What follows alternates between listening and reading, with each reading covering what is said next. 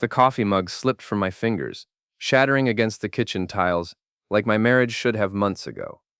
Julia didn't even look up from her phone as she packed her overnight bag with the precision of a surgeon removing a tumor. "Don't look at me like that, Mark," she said, her voice carrying that familiar edge of contempt. "You know I prefer men who are stronger than you, in every way." None. I stood there in our suburban Maine kitchen, watching my wife of 12 years fold lingerie I'd never seen her wear for me. The morning light streaming through our bay window made everything look deceptively peaceful, the kind of scene you'd find on a real estate brochure advertising the American dream. Work retreat, right?" I asked, crouching to collect the ceramic shards. "With Alan." Julia's fingers paused on her phone screen for just a moment.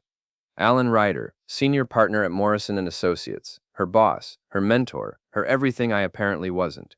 The man who'd been calling our house at odd hours, sending Julia on mysterious weekend conferences, and somehow inspiring her to buy new clothes every week. "That's right," she said, zipping her bag with unnecessary force. "The firm is expanding the paralegal program. Alan thinks I have real potential. I'm sure he does." Alan Ryder, with his silver hair and his corner office and his BMW that cost more than my annual salary as the firm's IT manager, the same firm where I'd worked for 8 years, invisible to everyone except when the servers crashed or someone forgot their password. "When will you be back?" I asked, dumping the broken pieces into the trash. "Sunday evening. Maybe Monday morning." She finally looked at me, her green eyes cold as January in Bangor. "Try not to burn the house down while I'm gone." I watched her load her bag into her Honda Civic, the same car I'd surprised her with last Christmas. She'd complained it wasn't luxury enough, not like the cars Alan's wife drove. Sophie Ryder, elegant and untouchable, married to the man who was apparently everything I wasn't. As Julia's taillights disappeared down Maple Street, I pulled out my phone and scrolled to a number I'd been carrying around for weeks. Sophie Ryder had given it to me at the firm's holiday party, a moment of shared understanding when we'd both watched our spouses gravitate toward each other like magnets. The phone rang twice before her cultured voice answered. "Mark, I was wondering when you'd call." "We need to talk," I said.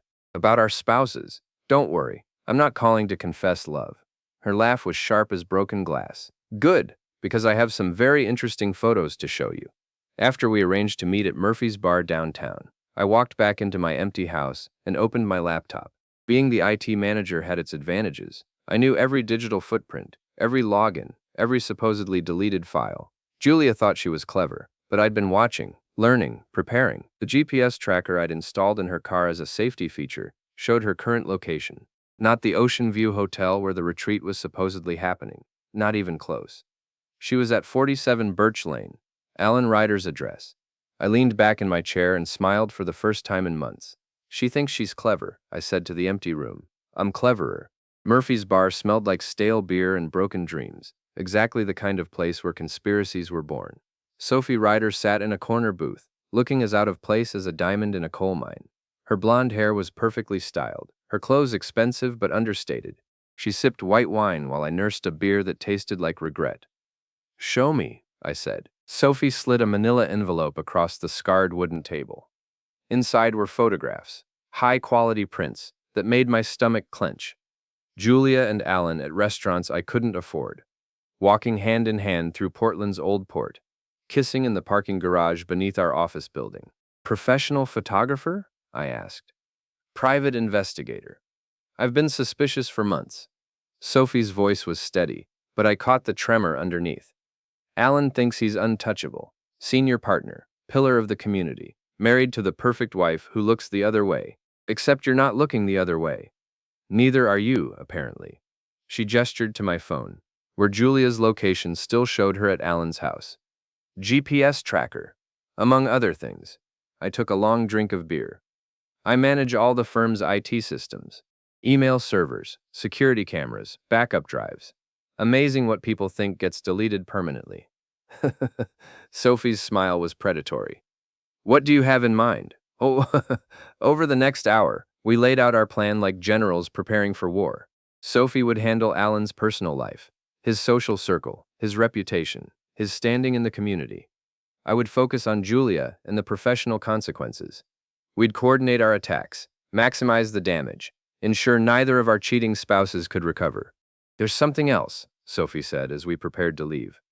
Alan's been embezzling from client accounts. Small amounts, but consistent. I found the records in his home office. Can you prove it? With the right computer expert, yes. I smiled. Leave that to me. The next morning, I arrived at Morrison & Associates early, using my master key to access Alan's office. The security cameras were mysteriously offline, a technical glitch I'd arranged to fix later. Rob Mann, my best friend since high school, and the most reliable mechanic in 3 counties, had taught me a few things about surveillance equipment over the years. Installing the tiny camera behind Alan's law books took less than 5 minutes. The device was smaller than a thumb drive, wireless, and virtually undetectable. It would stream directly to a secure server I'd set up, recording everything. Back in my office, I began the delicate work of accessing Julia's email account. Not hacking, that would be illegal and traceable. But as her husband, I knew her passwords, her security questions, her digital habits. She'd been careless, using the same credentials for personal and work accounts. The emails were worse than I'd imagined. Months of correspondence, planning meetings, sharing intimate details about our marriage. Julia had been feeding Alan information about my job performance, my salary, my insecurities. They'd been laughing at me for half a year, but they'd also been sloppy, discussing times when Alan would be away from his wife, mentioning specific hotels, even sharing photos that would destroy both their careers if they became public. I forwarded everything to a secure backup drive and began planning phase 2. Hannah Corrigan worked 3 desks away from Julia, a perpetually gossipy woman who treated the office rumor mill like her personal kingdom. She'd always resented Julia's rapid advancement, her special treatment from management, her designer clothes, and expensive lunches. "Hannah," I said, approaching her desk with a concerned expression. "Can I ask you something confidentially?" Her eyes lit up like Christmas morning. "Of course, Mark. What's wrong?" "I'm worried about Julia. She's been acting strange lately, staying out late, getting mysterious phone calls. I found some things on our home computer." I let my voice trail off, looking appropriately devastated. "What kind of things?" I pulled out my phone, showing her one of the tamer photos Sophie had shared. Julia and Alan at dinner, clearly intimate but not explicitly romantic. "I don't know what to think." Hannah's gasp was audible. "Oh my God, Mark, I'm so sorry. I had no idea." "Please don't say anything yet. I'm still trying to figure out what to do." But I knew Hannah couldn't keep a secret if her life depended on it. By lunch, half the office would know something was happening between Julia and Alan. By evening, it would be common knowledge. Phase 3 required Rob's help. My best friend had been suspicious of Julia from the beginning, claiming she thought she was too good for our small Maine town. He owned Mann's Classic Cars, a garage specializing in vintage restoration, and he knew more about automotive systems than most engineers. "You want me to do what?" Rob asked, wiping grease from his hands with a red shop rag. "Disable her car. Nothing permanent, nothing dangerous. Just enough to strand her somewhere embarrassing." Rob grinned. "I can work with that. When?" "Tonight. She's at Alan's house. If her car won't start when she tries to leave, she'll have to call someone for help. And you'll be monitoring her phone." Exactly. That evening, while Julia and Alan were presumably enjoying their romantic dinner, Rob and I drove to Birch Lane. Alan's neighborhood was the kind of place where houses had names instead of numbers, where the driveways were longer than most people's streets. His BMW sat in the circular drive next to Julia's Honda.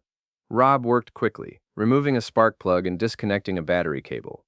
"She'll turn the key and get nothing," he explained. "No permanent damage, but she'll need a tow." I placed a small recording device under her dashboard, another gift from my IT toolkit. If Julia called Alan for help, I'd have every word. We were back at Rob's garage within an hour, drinking beer and waiting for the show to begin. My phone buzzed at 11:47 p.m. Julia's GPS tracker showed her car hadn't moved, but her phone was active. The recording device transmitted clearly. "Alan, my car won't start. I'm stuck in your driveway. No, I can't call Mark. What if he asks questions?" "Well, what do you suggest?" "Fine, call me a cab. But this is humiliating." Rob raised his beer bottle in a toast. "Phase 1 complete." "Phase 1, I agreed. She hasn't seen humiliating yet." Julia returned home the next morning with the expression of someone who'd spent the night in a cheap motel instead of her lover's mansion. Her designer retreat outfit was wrinkled, her makeup smeared, her confidence shaken. "Car trouble?" I asked innocently, not looking up from my breakfast. Battery issue. Had to get a tow. Her voice was tight with barely controlled anger. Probably your fault somehow. When's the last time you had it serviced? Last month, actually. I have the receipt. I slid the maintenance record across the table. Funny how these things happen at the worst possible times. She stared at the paperwork, her green eyes narrowing. You're enjoying this. Enjoying what? My wife having car trouble. That would make me a terrible husband. Don't play innocent, Mark. I know you better than that. But she didn't know me at all. That was becoming increasingly clear. Over the next few days, I watched Julia's world begin to crack. Hannah's gossip network had done its work. Whispered conversations stopped when Julia entered rooms. Colleagues avoided eye contact. Even the receptionist seemed cooler than usual. Alan, meanwhile, was dealing with his own problems. The photos Sophie had strategically leaked to his golf club were creating uncomfortable questions. His wife's sudden interest in their financial records was making him nervous. The mysterious technical difficulties with his office computer were slowing his work. I'd been careful with the sabotage, nothing traceable or obviously malicious. Files that took longer to load, emails that occasionally failed to send, calendar appointments that mysteriously rescheduled themselves. Death by 1,000 digital cuts. But Julia wasn't stupid. She'd survived in the legal world by being observant, calculating, ruthless when necessary. By Thursday, she was watching me with the intensity of a prosecutor studying a hostile witness. We need to talk, she said that evening, cornering me in my home office. About what? About whatever game you think you're playing. She sat down across from my desk, her posture aggressive. I know you've been snooping, going through my things, checking my phone, probably tracking my movements. I leaned back in my chair, meeting her stare. That's quite an accusation. It's not an accusation, it's a fact. She pulled out her phone, showing me a screenshot of our bank account. You've been monitoring our finances too. Every purchase, every transaction. It's our joint account. I have every right to see where our money goes. Our money? Her laugh was bitter. I make more than you do, Mark. I always have. This house, this lifestyle, it's built on my success, not yours. There it was. The contempt she'd been hiding for years, finally out in the open. Julia had always been ambitious, but somewhere along the way, ambition had curdled into arrogance. She'd started believing her own press releases, thinking she was better than the small-town life we'd built together. You're right, I said calmly. You do make more money. You are more successful. But success isn't everything, says the man who's never achieved anything significant in his life. The words hit like a slap, but I kept my expression neutral. Is that what Alan tells you? That I'm insignificant? Her face flushed red. Leave Alan out of this. Hard to do when he's apparently so involved in our marriage. Julia stood up abruptly, her chair scraping against the hardwood floor. I want you out of this house. Tonight. It's my house too. My name is on the deed. Then I'll leave. I'll stay with. She caught herself before saying Alan's name. I'll stay with Hannah until we can figure this out. Good luck with that, I said. Hannah's been asking a lot of questions about you lately. Seems she's heard some interesting rumors. The color drained from Julia's face. She'd underestimated Hannah's capacity for gossip and overestimated her own ability to control the narrative. In a town like ours, reputation was currency, and Julia's account was rapidly approaching bankruptcy. What do you want? She asked, finally. I want the truth, about Alan, about how long this has been going on, about what you really think of our marriage. Julia was quiet for a long moment, weighing her options. When she spoke, her voice was softer, but no less cutting. You want the truth? Fine. Alan makes me feel alive in ways you never could. He's powerful, successful, going places. When I'm with him, I remember who I used to be before I settled for this mediocre life. Mediocre, I repeated. Yes, mediocre. This house, this town, this marriage. It's all so small, Mark. I want more than small. I nodded slowly, as if considering her words. Well, then you should have more. You should have everything you deserve. Something in my tone made her step back. What does that mean? It means you haven't seen anything yet, darling. You want to play in the big leagues? Let's see how you handle the competition. That night, after Julia had stormed out to stay at Hannah's house, I made a series of phone calls. The first was to Sophie, updating her on Julia's confession and our accelerated timeline. The second was to Rob, asking him to meet me at the office early tomorrow morning. The third call was to a number I'd found in Alan's contact list, a reporter from the Portland Press-Herald, who specialized in legal scandals. This is Mark Garvey from Morrison & Associates, I said when she answered. I have information about some irregularities in our client accounts that might interest you. What kind of irregularities? The kind that involves senior partners and missing money. Are you free for lunch tomorrow? After hanging up, I opened my laptop and began preparing the evidence. Bank records, email chains, security footage from the office cameras. Everything needed to paint a picture of corruption and betrayal. Julia wanted to play in the big leagues. She was about to learn that in the big leagues, the stakes were higher than she'd ever imagined. The Morrison and Associates parking garage at 6 a.m. was a tomb of concrete and shadows. Rob waited by his pickup truck, coffee steaming in the frigid Maine air, looking like he'd rather be anywhere else. "Remind me why we're doing this before sunrise," he asked. "Because Alan gets here early on Fridays, and because the security guard doesn't start his shift until 7. I handed him a cup of coffee and a small device that looked like a USB drive. "All you have to do is plug this into his computer. It'll copy everything automatically. And if we get caught, we won't. Alan's in court until noon, and Julia's suspension means she won't be here at all." Julia's suspension had been Sophie's masterstroke, a carefully orchestrated complaint to the State Bar Association about improper client relationships had triggered an immediate investigation. Julia was barred from the office pending review, a humiliation that had sent shockwaves through the local legal community. We took the elevator to the 3rd floor, my master key granting access to Alan's corner office. The morning light streaming through his windows illuminated diplomas, awards, and photographs of a man who'd built his life on the appearance of integrity. Rob worked quickly, connecting the device to Alan's computer while I kept watch. The copying process took less than 5 minutes, but it felt like hours. "Got it," Rob said, pocketing the drive. "Now what?" "Now we wait for the fireworks." The fireworks began at 2:47 p.m., when Alan returned from court to find 2 FBI agents waiting in his office. Sophie had been thorough in her evidence gathering. Bank records showing systematic embezzlement, email chains discussing client confidentiality violations, and security footage of Alan accessing files he had no business reviewing. I watched from my office as they escorted him past my door, his face ashen, his expensive suit looking suddenly shabby. The great Alan Ryder, reduced to a common criminal in handcuffs. But Alan wasn't finished. Desperate men do desperate things, and Alan Ryder was nothing if not desperate. He made bail that evening and immediately began his counterattack. If he was going down, he'd take everyone with him, starting with the IT manager who'd had access to all the systems he'd supposedly compromised. My phone rang at 8 p.m. Alan's voice was raw with fury and fear. "You think you're clever, don't you, Garvey? Planting evidence, manipulating files, playing puppet master from your little office." "I have no idea what you're talking about." "We both know that's a lie. But here's what you don't know. I have insurance. Photos of you and my wife together. Bank records showing payments from her personal account to yours. Evidence of a conspiracy to frame me." I felt a chill that had nothing to do with the Maine winter. "Sophie and I never what? Never met? Never planned this together? I have surveillance footage from Murphy's Bar, Mark. You and Sophie, thick as thieves, planning my destruction." The line went quiet, except for the sound of my own breathing. Alan was cornered, but cornered animals were the most dangerous. "What do you want?" I asked.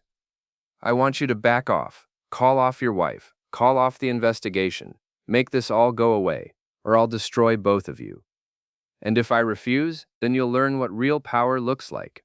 He hung up, leaving me staring at my phone in the darkness of my empty house. Julia was still staying with Hannah, the two of them no doubt plotting their own revenge. Alan was facing federal charges, but still had enough connections to make my life miserable.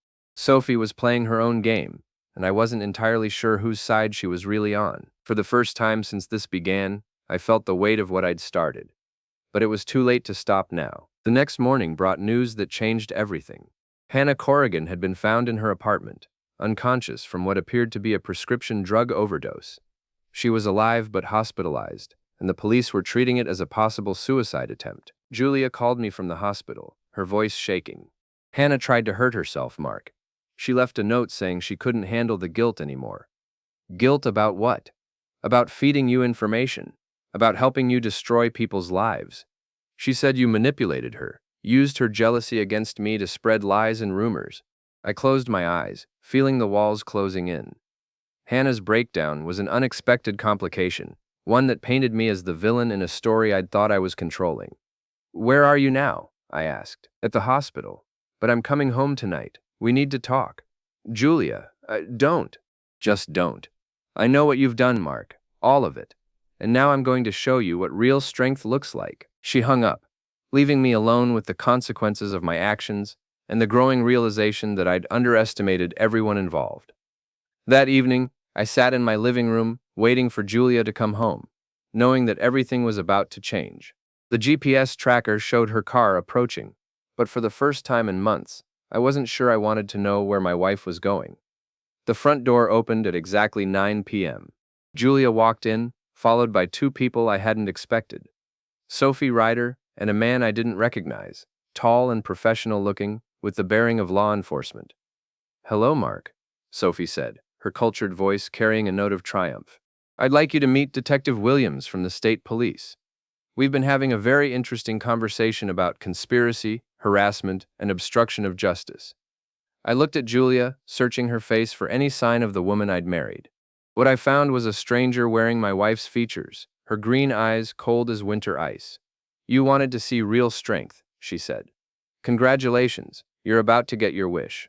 The detective was younger than I'd expected, maybe mid-30s, with the kind of steady gaze that suggested he'd heard every lie and excuse in the book.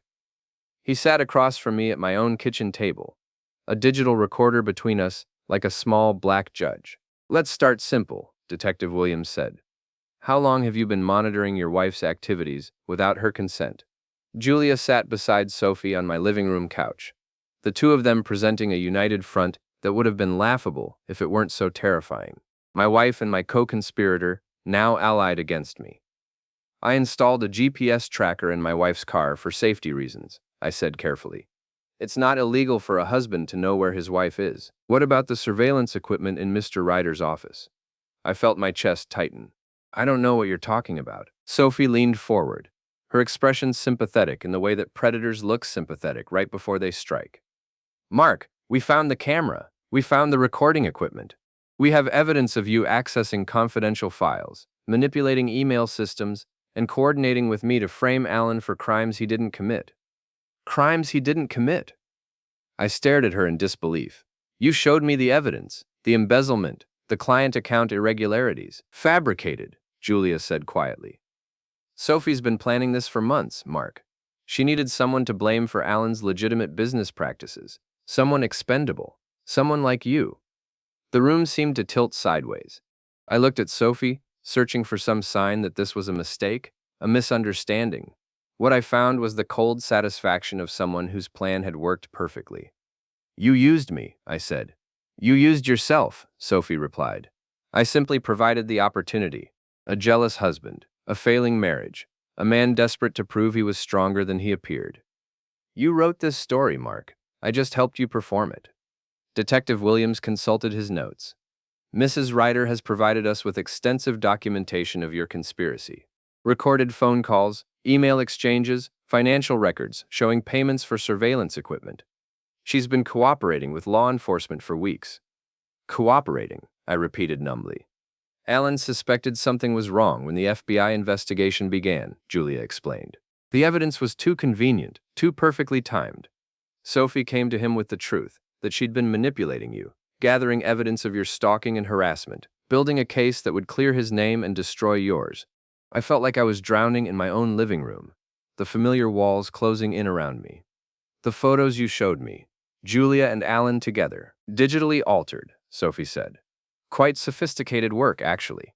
Alan and I hired a professional, someone who specializes in creating evidence for divorce proceedings. Amazing what you can do with modern technology. But I saw them together. I tracked Julia's car to Alan's house." Julia's laugh was bitter. "You tracked my car to the address I programmed into the GPS system. I was never at Alan's house, Mark. I was at the Ocean View Hotel, exactly where I said I'd be, working on a legitimate case that Alan assigned to me." The detective closed his notebook and looked at me with something that might have been pity. "Mr. Garvey, you're under arrest for stalking, harassment, conspiracy to commit fraud, and obstruction of justice. You have the right to remain silent." The words faded into background noise as the handcuffs clicked around my wrists. I looked at Julia one last time. searching for any trace of the woman I'd thought I knew. Why? I asked. She stood up, smoothing her skirt with the practiced gesture of someone preparing to leave a crime scene. Because you were right about one thing, Mark. I do prefer stronger men. Men who don't crumble the moment they're challenged. Men who don't destroy everything they touch out of petty jealousy. I never destroyed anything. I was trying to save our marriage. Our marriage was over the moment you decided I was the enemy instead of your partner.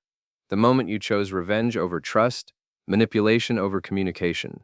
You did this to yourself. As Detective Williams led me toward the front door, I caught a glimpse of my reflection in the hallway mirror. The man staring back at me looked older, smaller, diminished. Not stronger at all. One more thing, Sophie called out as we reached the door. Alan and I are getting divorced, amicably, with a very generous settlement for both parties. He's retiring from the firm, and I'm moving to California. Clean slate for everyone. Everyone except me. Everyone except you, she agreed. But then again, you were never really part of the equation, were you? You were just the tool we needed to make it all work. The police car was warm compared to the February night, but I couldn't stop shivering.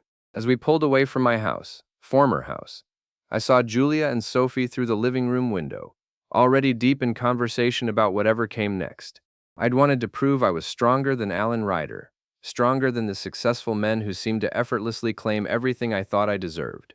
Instead, I'd proven that I was exactly as weak as I'd always feared. Weak enough to be manipulated. Weak enough to destroy my own life. Weak enough to mistake revenge for strength. The irony wasn't lost on me. In trying to become the stronger man, I'd become the weakest man of all. 6 months later, I sat in a different kitchen in a different town, reading about Alan Ryder's appointment to the State Judicial Commission. The newspaper photo showed him shaking hands with the governor, Sophie beside him in an elegant dress that probably cost more than my monthly rent. My lawyer had managed to negotiate a plea deal.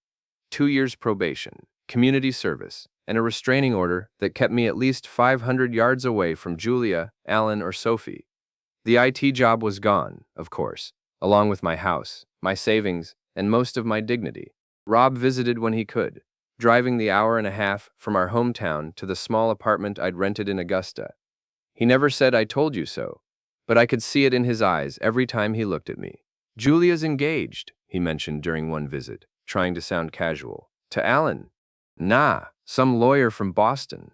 Big firm, big money, big everything. Wedding's supposed to be in the fall." I nodded, stirring sugar into coffee that tasted like cardboard. "Good for her. You mean that?" I considered the question seriously. Did I mean it? Was I genuinely happy that Julia had found someone who could give her the life she'd always wanted? Or was I just too exhausted to feel anything more? "I think I do," I said finally. She was right about one thing.